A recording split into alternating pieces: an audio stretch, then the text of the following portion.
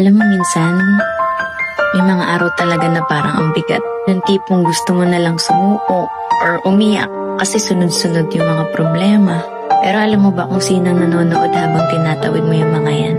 Yung future self mo. Yung healed, successful, at peaceful version ng sarili mo. At tahimik lang siyang nakatingin at proud na proud siya sa'yo. Kaya kahit ang gulo, kahit parang walang kasiguraduhan, subukan mong tawanan muna.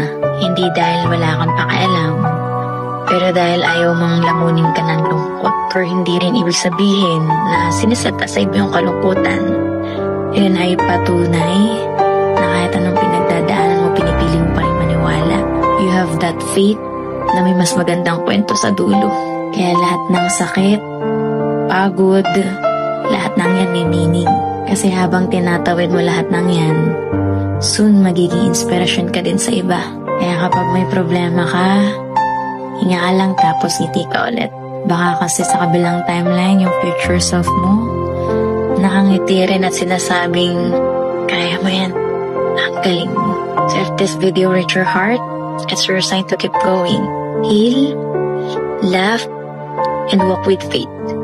Your future self is cheering for you.